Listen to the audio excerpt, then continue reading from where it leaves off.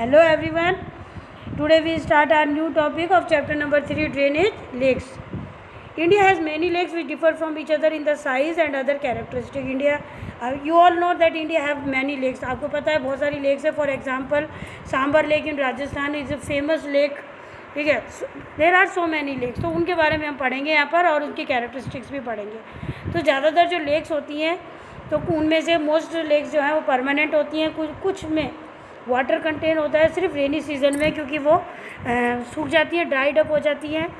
तो इस वजह से उनमें वाटर हमें रेनी सीज़न में दिखता है. तो परमानेंट लेक्स में तो जैसे रिवर्स के लिए होता है, जैसे रिवर से रेनी सीज़न में कुछ जो है वो फिर से फ्लो करने लग जाती है, सेम ऐसा ही लेक्स के साथ भी है.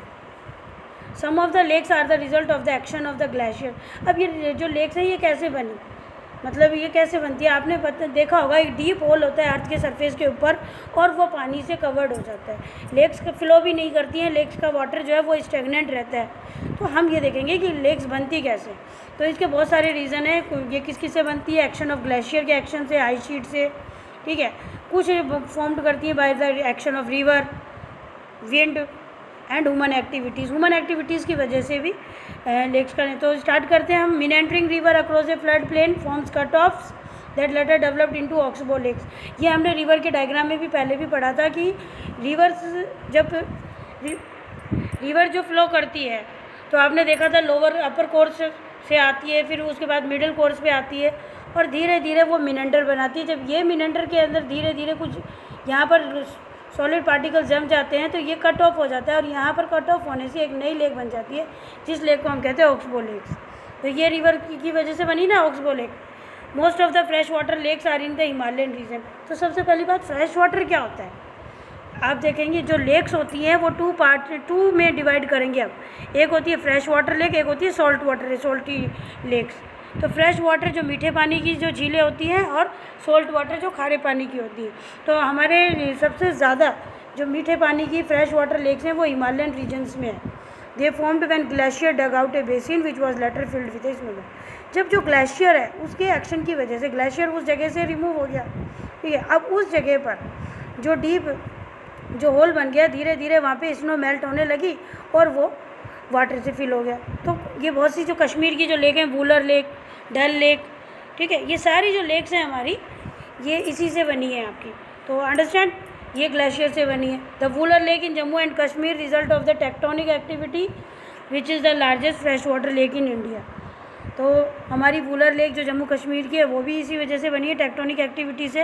अब टेक्टोनिक एक्टिविटी में क्या होता है, प्लेट्स मूव करती हैं, उनके मूवमेंट की वजह से भी. Artificial lakes.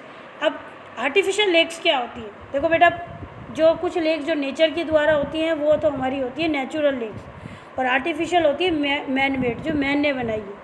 तो बहुत सी ऐसी लेक्स हैं जो मैन ने बनाई है. मैन कैसे बनाता है, मैन जो है वहाँ पर वाटर की अवेलेबिलिटी करने के लिए उन लेक्स को जनरेट करता है. तो damming of the river for the generation of hydro power has also led to the formation of lakes such as Guru Gobind सागर. तो जब रिवर्स के ऊपर आपको पता है डैम बनाया जाता है, डैम का मेन तो यही है, एक तो हाइड्रो इलेक्ट्रिसिटी ऑब्टेन किया जाए, उसी की वजह से कुछ लेक्स भी बन जाती हैं जैसे कि Guru Gobind Sagar lake. Importance of lakes. अब लेक्स की क्या इंपॉर्टेंस है, सबसे पहली बात तो हमें जो है वाटर की अवेलेबिलिटी होती है, ड्रिंकिंग वाटर जो होता है. ठीक है, इंपॉर्टेंस ऑफ लेक में सबसे first point, help to regulate the flow of a river. Regulate करता है हमारे रिवर के फ्लो को. ठीक है, हैवी रेनफॉल में ये फ्लडिंग से रोकता है. During the dry season it helps to maintain and even flow of water. During dry season में भी ये हमारी मदद करता है वाटर के फ्लो बनाने में, मेंटेन करता है फ्लो ऑफ वाटर बनाने में.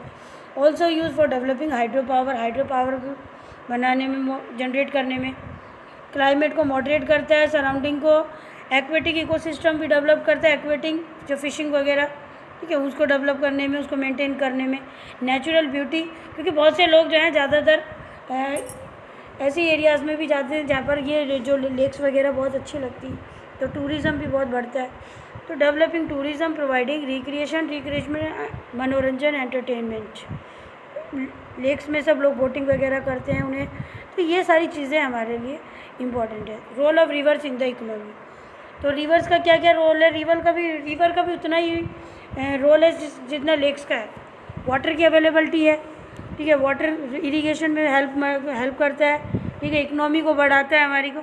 इसके अलावा भी हमने देखा था कि एशियंट सिविलाइजेशन जो थी वो भी रिवर के पास ही थी, ताकि आराम से एग्रीकल्चर वगैरह डेवलप्ड हो सके। तो सारी जितनी भी ह्यूमन एक्टिविटीज़ हैं उनके लिए रिवर वुड भी इम्पोर्टेंट है। अब वो सारी ह्यूमन एक्टिविटीज़ में आपकी आ जाएंगी irrigation, navigation, hydro power generation. आजकल तो रिवर्स के ऊपर जो डैम्स बनाया जा रहा है ताकि हाइड्रो इलेक्ट्रिसिटी प्रोड्यूस की जाए। See the major lakes of India, Wular Lake, Govind Sagar, Sambhar Lake, Govind Ballabh Pant Sagar, Nagarjuna Sagar Lake, Kolleru Lake, Pulicat Lake, Vembanad Lake. And students, this is the most important lake, Chilka Lake of Odisha. Okay, and you have to find out which lakes are artificial and natural. अब मैं बनाऊँ आलू सब्जी।